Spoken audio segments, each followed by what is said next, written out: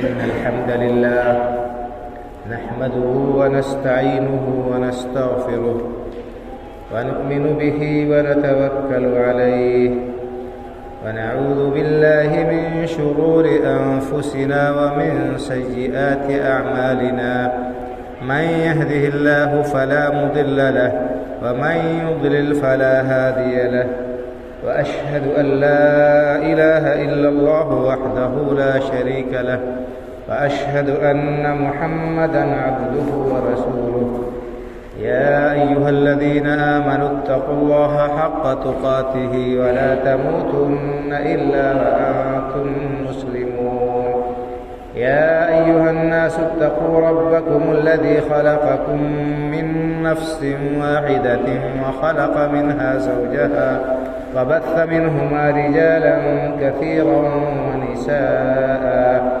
واتقوا الله الذي تساءلون به والأرحام إن الله كان عليكم رقيبا يا أيها الذين آمنوا اتقوا الله وقولوا قولا سديدا يصلح لكم أعمالكم ويغفر لكم ذنوبكم ومن يطع الله ورسوله فقد فاز فوزا عظيما أما بعد فإن خير الحديث كتاب الله وخير الهدي هدي محمد صلى الله عليه وسلم وشر الأمور محدثاتها وكل محدثة بدعة وكل بدعة ضلالة وكل ضلالة في النار. أعوذ بالله من الشيطان الرجيم. ولقد خلقنا الإنسان ونعلم ما توسوس به نفسه ونحن أقرب إليه من حبل الوريد إذ يتلقى المتلقيان عن اليمين وعن الشمال قعيد ما يلفظ من قول إلا لديه رقيب عتيد وجاءت سكرة الموت بالحق ذلك ما كنت منه تحيد ونفخ في الصور ذلك يوم الوعيد وجاءت كل نفس معها سائق وشهيد لقد كنت في غفلة من هذا فكشفنا عنك غطاءك فبصرك اليوم حديد وقال قرينه هذا ما لدي عتيد ألقيا في جهنم كل كفار عنيد مناع للخير معتد مريب الذي جعل مع الله إلها آخر فألقياه في العذاب الشديد قال قرينه ربنا ما أطغيته ولكن كان في ضلال بعيد قال لا تختصموا لدي وقد قدمت إليكم بالوعيد ما يبدل القول لدي وما أنا بظلام للعبيد. وقال النبي صلى الله عليه وسلم حق المسلم على المسلم ست قيل وما هن يا رسول الله قال إذا لقيته فسلم عليه وإذا دعاك فأجبه وإذا استنصحك فانصح له وإذا اعطس فحمد الله فشمته وإذا مرض فعده وإذا مات فاتبعه أو كما قال صلى الله عليه وسلم رب اشرح لي صدري ويسر لي أمري واحلل عقدة من لساني يفقه قولي سبحانك لا علم لنا إلا ما علمتنا إنك أنت العليم الحكيم. ہر قسم کی حمد و ثنا کا مستحق اللہ وحدہ لا شریک ہے جو ساری کائنات کا خالق و مالک پروردگار و پالنہار ہے اور وہی اکیلا عبادت کے لائق ہے. اس کے سوا کوئی بھی ہستی عبادت کے لائق نہیں. ہم اس پاک پروردگار کی حمد و ثنا بیان کرتے ہیں. بے شمار صلاۃ و سلام نازل ہو سید الاولین والآخرین امام الانبیاء والمرسلین شفیع المذنبین جناب محمد رسول اللہ صلی اللہ علیہ وسلم پر، آپ کے آل اولاد و متبعین پر. معزز حاضرین جمعہ، دینی و ملی بھائیوں اور بزرگوں، آج کا زمانہ بڑا عجیب زمانہ ہے. لوگوں کی سوچ کے پیمانے بدل گئے ہیں، ہوا کا رخ الٹا ہوتا جا رہا ہے اور عجیب و غریب صورتحال ہوتی جا رہی ہے۔ آج آزادی اور آزاد خیالی اس قدر بڑھتی جا رہی ہے کہ لوگ اس کے حدود کو بھی پھلانگ چکے ہیں۔ آج ہر شخص کو اپنا حق یاد ہے کہ ہمارا یہ حق ہے اور ہم کو ملنا چاہیے۔ بھائی بھائی سے گیلا کر رہا ہے کہ اس نے میرا حق مار لیا، میرا حق دبا لیا۔ پڑوسی سے شکایت کر رہا ہے، اس کو شکایت ہے اور تکلیف ہے کہ اس نے میرا حق دبا لیا۔ تو ہر شخص کو اپنے حق کی فکر ہے اور حق لینے کے لیے وہ ایڑی سے چوٹی کا زور لگا رہا ہے۔ عوامی سطح پر بھی آئے دن دھرنے، پردرشن، مظاہرے، احتجاجات ہوتے رہتے ہیں۔ ہم کو ہمارا حق ملنا چاہیے، ہم کو ہمارا حق ملنا چاہیے۔ یقیناً ہر شخص کو اس کا حق ملنا چاہیے، جس کا جو حق ہے اس کو وہ ملنا چاہیے، لیکن معاملہ ایک طرفہ نہیں ہونا چاہیے۔ جیسے ہمارا مطالبہ برحق اور صحیح ہے کہ ہمیں حق ملنا چاہیے ہمارا، اسی طرح سے ہماری یہ سوچ بھی ہونی چاہیے، ہماری یہ فکر بھی ہونی چاہیے کہ ہمارے ذمے کیا حقوق ہے لوگوں کے، ان کو ہم ادا کریں۔ ہم اپنا حق یاد رکھیں، اپنا حق طلب کریں اور دوسروں کے حقوق ہمارے اوپر کیا ہے ان کو ہضم کر جائیں، اس کی طرف دھیان نہ دیں، اس کا خیال نہ رکھیں۔ یہ دوہرا پیمانہ یہ ہرگز قابل قبول نہیں۔ اور اسلام نے ہمیں جو تعلیم دی ہے، قرآن کریم میں اور احادیث مبارکہ میں ہمیں جو ہدایت ملی ہے وہ یہی ہے کہ ہم دوسروں کے حقوق ادا کریں، ہمیں فکر ہو کہ ہم دوسروں کا حق ادا کریں اور اپنا حق اللہ رب العالمین سے مانگیں، اللہ رب العالمین سے دعا کریں۔ اگر ہر شخص کے ذہن میں یہ بات آ جائے، بیٹھ جائے کہ اس کے ذمے دوسروں کے جو حقوق ہیں انہیں وہ ادا کرے، ہر شخص ذمہ داری کے ساتھ اپنے اوپر عائد حقوق کو ادا کرے، تو پھر کسی کو اپنے حق ضائع ہونے کا کوئی خدشہ اور خطرہ ہی نہیں رہے گا۔ میرے ذمے جو حقوق ہیں دوسروں کے ان کو ادا کروں، دوسروں کے ذمے میرے جو حقوق ہیں وہ ادا کریں تو مجھے میرا حق مل جائے گا، ان کو اس کا حق مل جائے گا۔ لیکن معاملہ بالکل الٹا ہے، جیسا کہ میں نے کہا، الا ماشاء اللہ الا من رحم اللہ، بہت کم لوگ ہیں جو دوسروں کے حقوق ان کے اوپر جو ہیں ان کو یاد رکھیں اور ان کو ادا کرنے کی فکر کریں اور کوشش کریں۔ میں نے آپ کے سامنے جو حدیث پاک پڑھی ہے مسلم شریف کی حدیث ہے، اس میں اللہ کے رسول صلی اللہ علیہ وسلم نے ایک مسلمان کے دوسرے مسلمان پر کیا حقوق ہیں انہیں بیان کیا۔ خاص رشتہ دار، والدین، اولاد، میاں بیوی اور دوسرے قرابت داروں کے حقوق جو ہیں وہ تو ہیں ہی، اپنی جگہ ہیں، عام طور پر بھی جن سے ہمارا کوئی نسبی تعلق نہ ہو، خونی رشتہ نہ ہو، پھر بھی اگر ہمارے کلمہ گو بھائی ہیں، اگر ہمارے دین کے بھائی ہیں، دینی بھائی ہیں، تو ان کے بھی آپس میں حقوق ہیں۔ بلکہ اسلام نے تو ساری انسانیت کے حقوق رکھے ہیں، ایسی تعلیمات دی ہیں جن میں اپنے اور غیر کی کوئی تمیز نہیں ہے، سب کے حقوق متعین کیے ہیں، ان کے حدود متعین کیے ہیں، ان کا ادا کرنا لازمی اور ضروری ہے۔ میں نے آپ کے سامنے جو حدیث پاک پڑھی ہے مسلم شریف کی حدیث ہے، اس میں اللہ کے رسول صلی اللہ علیہ وسلم نے ایک مسلمان کے دوسرے مسلمان پر 6 حق رکھے ہیں۔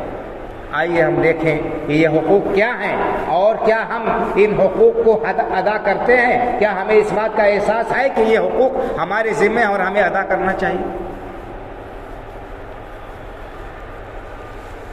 ابو ہریرہ رضی اللہ تعالیٰ عنہ راوی ہیں کہتے ہیں کہ اللہ کے رسول صلی اللہ علیہ وسلم نے ارشاد فرمایا کہ حق المسلم علی المسلم ست، ایک مسلمان کے دوسرے مسلمان پر 6 حق ہیں. یہ کل 6 ہی نہیں ہیں، ایک اس حدیث میں 6 حقوق اکٹھا بیان کیے گئے، اور بھی دوسرے حقوق ہیں الگ حدیث میں بیان کیے گئے ہیں، اور قرآن کریم میں بھی حقوق بیان کیے گئے ہیں. لیکن یہاں پر اس حدیث میں 6 حق جو بیان کیے گئے ہیں، میں کوشش کروں گا کہ ان کے اوپر کچھ روشنی ڈالوں اور ان کو بیان کرنے کی کوشش کروں. قیل وما ہن یا رسول اللہ، لوگوں نے پوچھا اللہ کے رسول صلی اللہ علیہ وسلم یہ کون سے حقوق ہیں جو ایک مسلمان کے دوسرے مسلمان پر ہیں؟ آپ نے فرمایا پہلا حق اذا لقیتہ فسلم علیہ، اذا لقیتہ فسلم علیہ، ایک بھائی جب دوسرے دینی بھائی سے ملے تو اسے سلام کرے. یہ پہلا حق ہے. آپ نے بیان کیا کہ آپس میں ملاقات ہو تو سلام کرو، السلام علیکم کہو، ان کے لیے سلامتی کی دعا کرو. یہ السلام علیکم کیا ہے بھائی اور بزرگ؟ یہ ایک دعا ہے جو ہم اپنے بھائی کے لیے دیتے ہیں، اپنی زبان سے ادا کرتے ہیں، اور یہ اس بات کا اقرار اور اعتراف ہے کہ اس کے لیے ہمارے دل میں جگہ ہے، ہم اس کے واقعی ہمدرد اور خیر خواہ ہیں. ملاقات ہونے کے ساتھ ہی پہلے اس کے لیے سلامتی کی دعا کرتے ہیں، السلام علیکم. اور اس کے معنی کیا ہیں؟ آپ کے اوپر سلامتی ہو.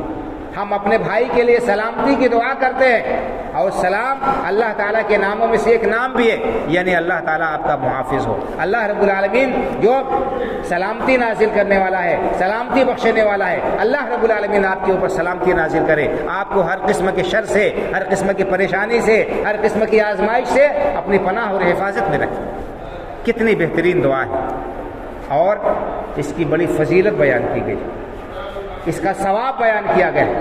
اگر ایک انسان السلام علیکم اپنے بھائی سے کہتا ہے، اس کے اعمال نامے میں 10 نیکی لکھی جاتی ہے، اور اس سے بڑھ کر ورحمۃ اللہ کہتا ہے، السلام علیکم ورحمۃ اللہ، تو 10 نیکی اور 20 نیکیاں لکھی جاتی ہیں. اور وبرکاتہ کہہ دیتا ہے کہ اب کامل سلام ہے، السلام علیکم ورحمۃ اللہ وبرکاتہ، تو اس کے اعمال نامے میں 30 نیکیاں لکھی جاتی ہیں. یہ اللہ کے رسول صلی اللہ علیہ وسلم کی صحیح حدیث ہے، اور یہیں تک ثابت ہے، یہیں تک ثابت ہے. یہ کامل سلام ہے کہ کوئی کہے السلام علیکم ورحمۃ اللہ وبرکاتہ، یہ کامل سلام ہے، اتنا کافی ہے. اس کے بعد مزید اس میں کچھ ملاوٹ کرنے کی ضرورت نہیں ہے کہ بہت سے لوگ اس میں اور آگے بڑھاتے بھی ہو، مغفرت ہو، رضوان ہو، کیا کیا. اللہ کے رسول صلی اللہ علیہ وسلم سے اتنا ثابت نہیں ہے. ثابت کیا ہے؟ السلام علیکم ورحمۃ اللہ وبرکاتہ. یہ اتنی دعا کرنا چاہیے، اتنا سلام کرنا چاہیے، یہ کامل سلام. اور اللہ کے رسول صلی اللہ علیہ وسلم نے سلام کرنے کو، سلام پھیلانے کو جنت میں داخلے کا سبب بتایا. مسلم شریف کی حدیث ہے، آپ نے ارشاد فرمایا کہ لا تدخلوا الجنة حتى تؤمنوا ولا تؤمنوا حتى تحابوا اولا ادلکم علی شیء اذا فعلتموه تحاببتم. تم جنت میں نہیں جا سکتے جب تک کہ آپس میں ایک دوسرے سے محبت نہ کرو. جنت میں داخل نہیں ہو سکتے جب تک کہ آپس میں ایک دوسرے سے تم مومن نہیں ہو سکتے. تم جنت میں نہیں جا سکتے جب تک کہ مومن نہ ہو جاؤ. جب تک مومن نہیں ہوگے اس وقت تک جنت میں داخل نہیں ہو سکتے. ایمان شرط ہے، بنیاد ہے جنت میں داخلے کے لیے، اور مومن نہیں ہو سکتے جب تک کہ اپنے بھائی سے محبت نہ کرو. ایک آدمی کے ایمان کا یہ تقاضا ہے، ایمان کی صحت اور سلامتی کے لیے ضروری ہے کہ اپنے بھائی سے دلی محبت کرے، اپنے بھائی کے لیے وہی چیز پسند کرے جو اپنے لیے پسند کرتا ہے. لا یؤمن احدکم حتی یحب لاخیہ ما یحب لنفسہ. جب تک اپنے بھائی کے لیے بھی وہی چیز پسند نہ کرے جو اپنے لیے پسند کرتا ہے، اس وقت تک ایمان کامل نہیں ہو سکتا. تو آپ نے فرمایا کہ جنت میں نہیں داخل ہو سکتے یہاں تک کہ مومن ہو جاؤ، اور مومن نہیں ہو سکتے جب تک کہ اپنے بھائی سے محبت نہ کرنے لگو. اس کے بعد فرمایا کہ افلا ادلکم علی شیء اذا فعلتموه تحاببتم. کیا میں تمہیں ایسا کام نہ بتا دوں کہ اس کو کرو تو آپس میں محبت کرنے لگو، اور اس محبت کی وجہ سے جنت میں داخلے کے مستحق ہوگے. افشوا السلام بینکم، افشوا السلام بینکم. سلام کو عام کرو، سلام کو پھیلاؤ، معاشرے کے اندر سلامتی کو پھیلاؤ، اس کے لیے کوشش کرو، سلام کو عام کرو. ایک دوسری حدیث میں اللہ کے رسول صلی اللہ علیہ وسلم نے ارشاد فرمایا یا ایھا الناس صلوا الارحام اطعموا الطعام وافشوا السلام وصلوا الارحام وصلوا باللیل والناس نیام تدخلوا الجنة بسلام.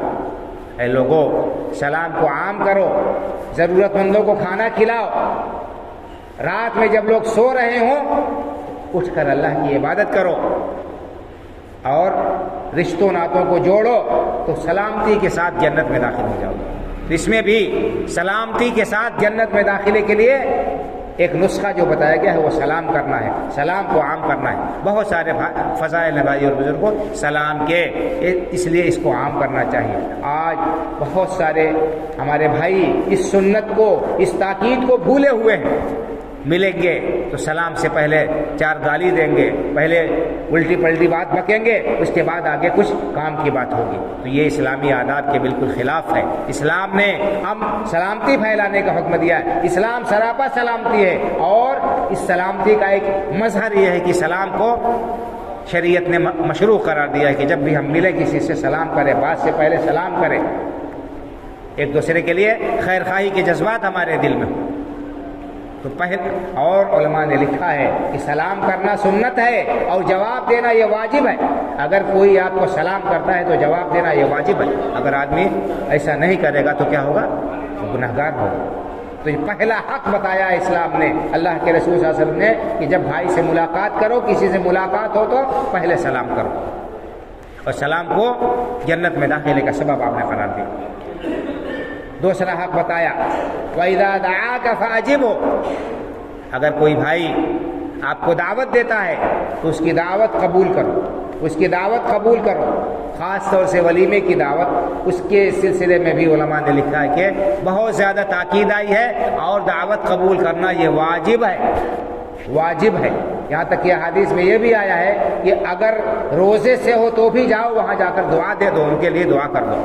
تو بلا عذر دعوت ترک کرنا یہ بھی سنت کے خلاف ہے، مخالفت ہے. اور اس میں کیا ہوتا ہے؟ دل شکنی ہوتی ہے دعوت دینے والے کی، اور تعلقات کشیدہ ہونے کا خطرہ رہتا ہے. تو اسلام نے ہر اس کام کو مشروع قرار دیا ہے، اس سے آپس میں تعلقات استوار ہوں، تعلقات مضبوط ہوں، معاشرے کے اندر ایک دوسرے سے تعلقات بنے اور ہمدردی اور خیرخواہی کے جذبات پائے جائیں. ان چیزوں کو اسلام نے مشروع قرار دیا ہے، ان کی بڑی تاکید کی ہے. آج ہم ان سنتوں کو، ان تعلیمات کو بھولے ہوئے ہیں، جس کی وجہ سے ہمارے یہاں دوریاں پائی جاتی ہیں، بدگمانیاں پائی جاتی ہیں، ایک دوسرے سے اختلاف پایا جاتا ہے، ایک دوسرے سے الفت اور محبت کے جذبات کمزور ہوتے جا رہے ہیں. تو دعوت قبول کرنا یہ بھی واجب ہے. البتہ اگر کسی دعوت میں خلاف شریعت کام ہو رہا ہو، وہاں پر گانے باجے ہو رہے ہوں، وہاں پر عریانیت ہو، وہاں پر اختلاط ہو، وہاں پر اللہ کی نافرمانی کے کام ہو رہے ہوں، تو ایسی صورت میں وہاں جانا درست نہیں ہوگا. ان نافرمانیوں کی وجہ سے، ان گناہ کی وجہ سے، ان غلط کاموں کی وجہ سے. ورنہ اگر اس قسم کے منکرات نہیں ہیں تو بلا عذر دعوت کو قبول جو ہے دعوت ترک نہیں کرنا چاہیے. بڑی تاکید آئی ہے دعوت قبول کرنے کے سلسلے میں. اللہ کے رسول صلی اللہ علیہ وسلم کا بہت ہی تاکید یہ حکم ہے، اور علماء نے اس کی حکمت یہی بیان کی ہے کہ یہ بھی ایک بہت بڑا سبب ہے آپس میں محبت بڑھانے کا، تعلقات کو مضبوط کرنے کا، اور معاشرے کے اندر ہمدردی کے پیدا کرنے کا. تو یہ دوسرا حق آپ نے بیان فرمایا کہ وَإِذَا دَعَاكَ فَأَجِبْهُ. تیسری بات، اہم نصیحت جو اللہ کے رسول صلی اللہ علیہ وسلم نے کی، ایک مسلمان کا دوسرے مسلمان پر کیا حق ہے؟ وَإِذَا اسْتَنصَحَكَ فَانصَحْهُ. اگر کوئی بھائی آپ پر اعتماد کر رہا ہے، آپ کے اوپر بھروسہ کر رہا ہے، آپ سے کسی مسئلے میں مشورہ طلب کر رہا ہے، تو آپ اس کو اچھا مشورہ دیجئے، صحیح مشورہ دیجئے، خیر خواہی کے جذبے کے ساتھ اس کو مشورہ دیجئے. اور یہ بہت ہی اہم تعلیم ہے. خیر خواہی کا جذبہ ایک دوسرے کے سلسلے میں ہونا چاہیے. مسلم شریف کی ایک حدیث، اللہ کے رسول صلی اللہ علیہ وسلم نے ارشاد فرمایا الدین النصیحہ، دین سراپا خیر خواہی کا نام ہے، دین سراپا خیر خواہی کا نام ہے. اور اسی طرح سے دوسری حدیث میں صحابی کہتے ہیں کہ میں نے اللہ کے رسول صلی اللہ علیہ وسلم سے آپ کے ہاتھ پر بیعت کی تو اس میں یہ چیز بھی شامل تھی کہ النصح لکل مسلم، ہر مسلمان کے ساتھ میں خیر خواہی کروں گا، کسی کے ساتھ بدخواہی نہیں کروں گا، کسی کے ساتھ خیانت نہیں کروں گا، کوئی اگر مجھ سے کسی معاملے میں مشورہ لے گا تو صحیح مشورہ دوں گا۔ یہ بہت ہی اہم ہے، لیکن افسوس ہے کہ بہت سارے لوگ ایسے ہوتے ہیں جو بظاہر ہمدرد ہوتے ہیں، بظاہر خیر خواہ بن کر آپ کے سامنے آتے ہیں، لیکن جب کوئی نازک معاملہ آتا ہے، جب کوئی نازک موڑ آتا ہے، انسان کو جہاں پر کسی معتمد شخص کی ضرورت ہوتی ہے کہ اس سے مشورہ لے کر کوئی کام کریں، اس وقت ان کے دل کے اندر جو کجی ہوتی ہے وہ ظاہر ہو جاتی ہے، اور وہ جان بوجھ کر غلط مشورہ دیتے ہیں اور غلط رائے دے کر اپنے بھائی کو پھنسا کر پھر خوش ہوتے ہیں اور دل ہی دل میں ہنستے ہیں، اچھا بیوقوف بنایا ہم نے، آج ہم نے اس کو پھنسا دیا۔ یہ ایمان کے منافی ہے بھائی اور بزرگوں۔ کوئی بھی شخص کسی بھی حال میں اس کے لیے درست نہیں ہے کہ دوسروں کا برا چاہے، اس کی بدخواہی چاہے، اور کوئی آپ پر اعتماد کرے، ہم پر بھروسہ کرے اور ہم اس کے وشواس گھات کریں، اس کا بھروسہ توڑیں اور اس کو غلط مشورہ دے کر اور اس کو خسارے میں مبتلا کر خوش ہوں، یہ ایمان کے بالکل منافی ہے، بالکل خلاف بات ہے۔ تو یہ تیسری عظیم نصیحت اللہ کے رسول صلی اللہ علیہ وسلم نے کی ہے، اور یہ حق بتایا ہے کہ ایک مسلمان کا دوسرے مسلمان پر حق ہے کہ اس کو اس کے ساتھ خیر خواہی کرے، اس کے ساتھ بھلائی کرے، خاص طور سے آپ سے کوئی مشورہ طلب کرے تو وہاں پر ضروری ہے کہ جو چیز زیادہ بہتر سمجھتا ہے کہ ہاں اس معاملے میں یہ کام یہ طریقہ زیادہ بہتر ہے، وہ مشورہ دے۔ وَإِذَا اسْتَنصَحَكَ فَانصَحْ لَهُ۔ اگر آج یہ جذبات ہمارے دل میں پائے جائیں بھائی اور بزرگوں، ہم ایک دوسرے کے ہمدرد ہوں، ایک دوسرے کے خیر خواہ ہوں، تو کتنا اچھا ماحول ہو جائے، کس طرح سے لوگ ایک دوسرے سے مطمئن رہیں اور ہر شخص آسودہ اور خوشحال رہے، کسی قسم کا دھڑکا اور خطرہ نہ محسوس ہو، اور کسی طرح سے لوگ دشواری اور پریشانی کا شکار نہ ہو۔ تو یہ تیسرا حق اللہ کے رسول صلی اللہ علیہ وسلم نے بیان فرمایا۔ چوتھا حق آپ نے بیان فرمایا کہ وَإِذَا عطس فحمد اللہ فشمته، اگر کسی کو چھینک آئے تو الحمدللہ کہے، اس کے جواب میں کہو یرحمک اللہ، اور وہ پھر جواب میں کہے یہدیکم اللہ ویصلح بالکم۔ یہ بھی اسلام کی تعلیم ہے، چھینک آئے تو الحمدللہ کہنا چاہیے۔ ہمیں معلوم ہی نہیں ہے کہ اسلام نے ہمیں کیا تعلیم دی۔ انسان کو جب چھینک آتی ہے، یہ چھینک اللہ رب العالمین کی بہت بڑی نعمت ہے۔ ماہرین کہتے ہیں کہ اس چھینک کے ذریعے سے انسان کے دماغ سے، اس کے جسم سے ایسے بخارات اور مادے خارج ہوتے ہیں کہ اگر انسان کے جسم میں وہ پھنسے رہیں، وہ بخارات، وہ مادے دماغ پر چڑھ جائیں تو پھر انسان کی ذہنی کیفیت بدل جائے، انسان پریشان ہو جائے۔ تو اس نقصان دہ اور تکلیف دہ مادے کو چھینک کے ذریعے سے اللہ رب العالمین نے نکلنے کا بندوبست کیا، تو یہ اللہ رب العالمین کا بہت بڑا انعام ہے۔ اس لیے اس نقصان دہ اور تکلیف دہ مادے کے نکل جانے پر اللہ کا شکریہ ادا کرنا چاہیے، الحمدللہ کہنا چاہیے۔ اسی طرح سے انسان کو جب قضائے حاجت کر لے، پیشاب پاخانے سے فارغ ہو، اس وقت بھی دعا سکھائی گئی ہے کہ انسان کیا کہے، الحمدللہ الذی اذھب عنی الاذی وعافانی، الحمدللہ الذی اذھب عنی الاذی وعافانی۔ اس اللہ کے لیے ہر قسم کی تعریف ہے جس نے مجھ سے تکلیف دہ چیز کو دور کر دیا اور مجھے عافیت سے نواز دیا، مجھے عافیت عطا فرمائی، اور اللہ تعالیٰ نے میرے ساتھ یہ فضل و کرم کیا۔ پیشاب پاخانہ اگر کسی انسان کا رک جائے، کسی انسان کا پیشاب بند ہو جائے، کیا صورتحال ہوتی ہے، کتنی تکلیف میں وہ انسان مبتلا ہوتا ہے اور کتنی پریشانیاں وہ جھیلتا ہے، اس کے لیے کیا کیا کرنا پڑتا ہے۔ تو یہ تکلیف دہ چیز اللہ رب العالمین کے فضل سے جو خارج ہو جائے، اس پر اللہ کا شکر ادا کرنے کا ہمیں حکم دیا گیا ہے۔ ہر حال میں ایک مسلمان کو اللہ کا شکر گزار ہونا چاہیے۔ ہمیں ان نعمتوں کی قدر ہی نہیں ہے، ہمیں احساس ہی نہیں ہے کہ یہ اللہ کا انعام اور احسان ہے۔ تو اگر چھینک آئے تو بجائے آہ اوہ کر کے اور ادھر ادھر کی نامناسب آوازیں نکالیں، ہم الحمدللہ کہیں، الحمدللہ کہیں۔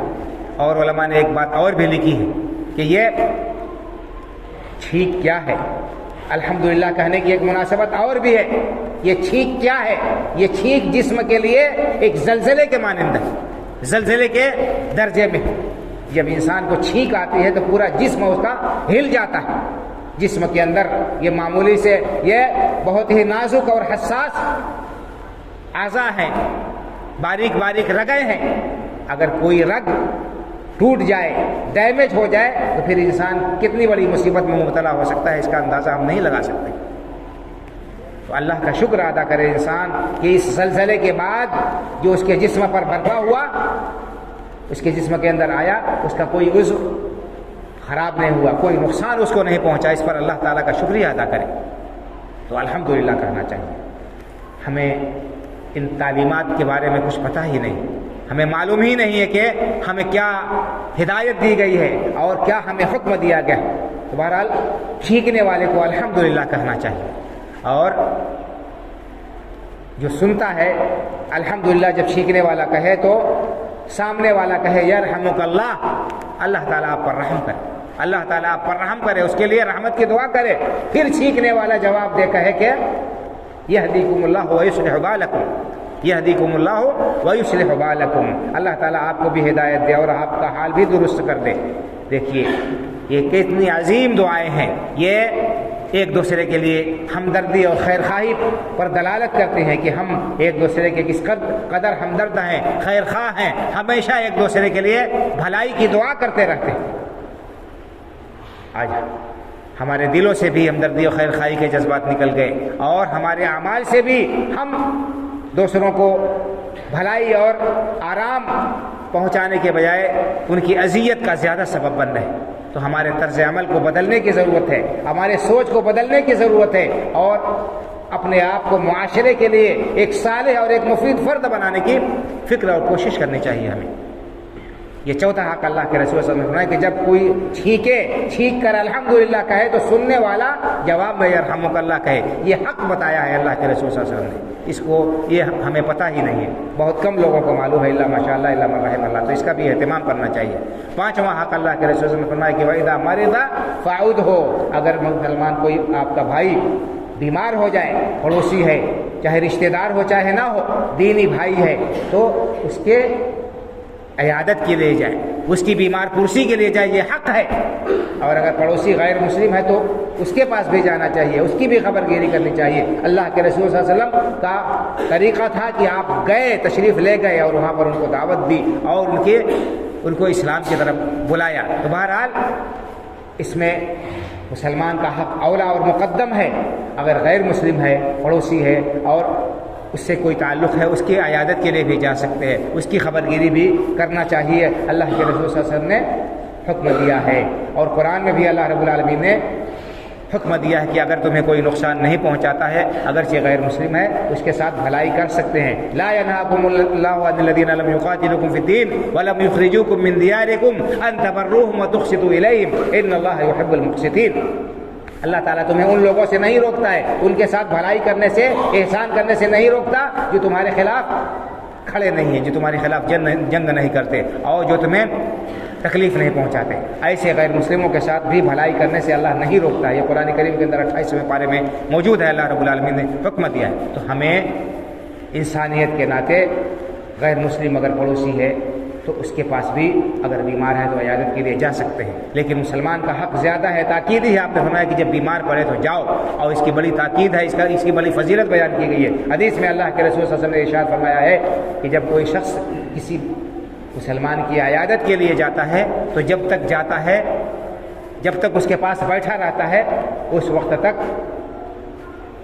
وہ جنت کے باغوں میں ہوتا ہے، جنت کے باغ میں ہوتا ہے وہ جب تک کسی مسلمان کی عیادت کے لیے جاتا ہے تو وہاں جب تک بیٹھا رہتا ہے. تو اور یہ حکم دیا گیا ہے کہ ہم جائیں عیادت کے لیے تو اس کو تسلی کے کلمات کہیں، اس کے لیے دعا کریں. ایک مختصر سی دعا، بہت ساری دعائیں ہیں، ایک مختصر سی دعا اللہ کے رسول صلی اللہ علیہ وسلم نے بیان فرمائی ہے کہ لا بأس طہور انشاءاللہ، کہ جب جائے کوئی آدمی کسی بیمار کے پاس میں بیمار پرسی کے لیے تو اس کے لیے دعا کرے. لا بأس طہور انشاءاللہ، گھبرانے کی کوئی بات نہیں ہے، انشاءاللہ بہت جلدی آپ اچھے ہو جائیں گے. وہاں پر بھی تسلی دی جا رہی ہے، ڈھارس بندھائی جا رہی ہے۔ یہ نہیں کہ بیماری پوچھ کر اس کے بعد تبصرہ شروع کر دے کہ ہاں فلاں، گنانا شروع کر دے کہ ہاں فلاں اسی بیماری میں ختم ہو گیا، فلاں آدمی ایسا ہو گیا اور اس کو یہ بیماری لاحق ہو گئی، بجائے اس کے کہ مریض کو تسلی دے، گھر والوں کو تسلی دے۔ ہم طرح طرح کی باتیں کہہ کر ان کو اور مایوس کر دیتے ہیں، اس کی اجازت نہیں ہے۔ جائیں وہاں پر خبر گیری کریں، حال چال پوچھیں، ان کے لیے دعا دیں، اور اسی طرح سے دعا سکھائیے۔ اللہ کے رسول صلی اللہ علیہ وسلم نے کہ مریض کے پاس جائے، اس کے پاس دعا کرے، اذهب الباس رب الناس واشف انت الشافی لا شفاء الا شفاؤک شفاء لا یغادر سقما۔ اے اللہ، اے بیماروں کو شفا دینے والے، اس کو، مریض کو شفا دے دے، اس کو ایسی شفا بخش، اس طرح سے صحت دے دے کہ بیماری کا کوئی اثر باقی نہ رہے۔ کتنی عظیم دعا سکھائی ہے اللہ کے رسول صلی اللہ علیہ وسلم نے بیمار پرسی کی۔ ہم بیمار کے پاس جائیں، اس کے لیے دعا کریں، اسأل اللہ العظیم رب العرش العظیم ان یشفیک و یعافیک۔ اللہ رب العالمین جو بہت ہی عظیم اور برتر ہے، جو عرش عظیم کا رب ہے، میں اس سے دعا کرتا ہوں کہ اللہ تعالیٰ آپ کو شفا دے، آپ کو عافیت سے نواز دے۔ یہ ساری دعائیں بیان کی گئی ہیں۔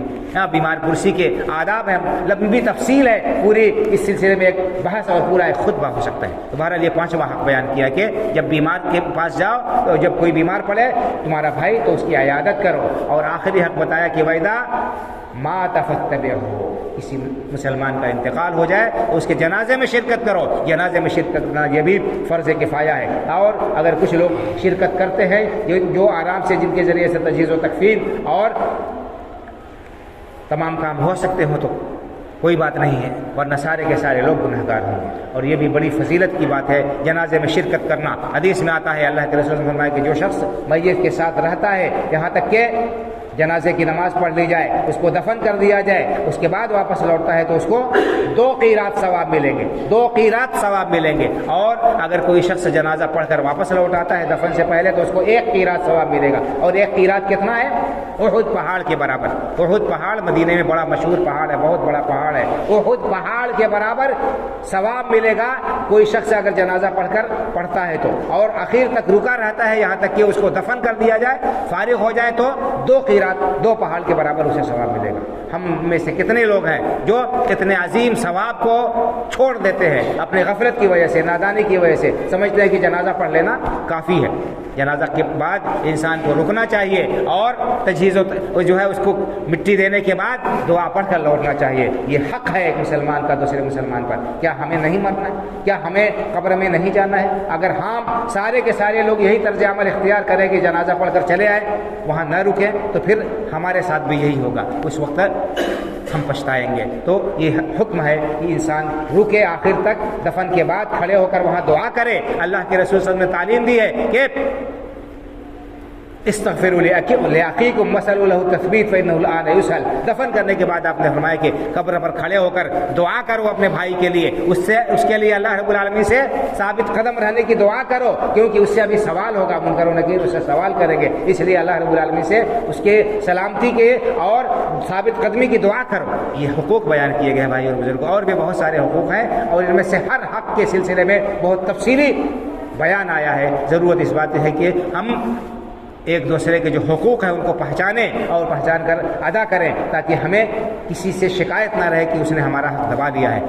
اسلام نے حق ادا کرنے کا حکم دیا ہے، حق کا مطالبہ کرنے کا کہیں حکم نہیں دیا ہے، بلکہ یہ کہا گیا ہے کہ تمہارے ذمہ جو حقوق ہیں ان کو ادا کرو اور اپنا حق اللہ رب العالمین سے مانگو، اپنا حق اللہ رب العالمین سے مانگو۔ یہاں معاملہ بالکل برعکس ہے، ہم اپنے ذمہ جو حقوق ہیں ان کو بھولے ہوئے ہیں، ان کو ادا کرنے کی ہمیں فکر نہیں ہے، اور ہمارے جو حقوق ہیں ان کو ہم مانگ رہے ہیں، ان کے لیے مطالبہ کر رہے ہیں، ان کے لیے تقاضا اور احتجاج کر رہے ہیں۔ تو اپنے طرز عمل کو اور سوچ کو بدلنے کی ضرورت ہے۔ اللہ رب العالمین سے دعا ہے کہ اللہ تعالی ہمیں ایک دوسرے کے حقوق کو پہچان کر ان کو ادا کرنے کی توفیق عطا فرمائے، اسلام پر زندہ رکھے، ایمان پر ہمارا خاتمہ ہو، آمین۔ اقول قولی ھذا واستغفر اللہ لی ولکم ولسائر المسلمین فاستغفروه من كل ذنب انه هو الغفور الرحیم۔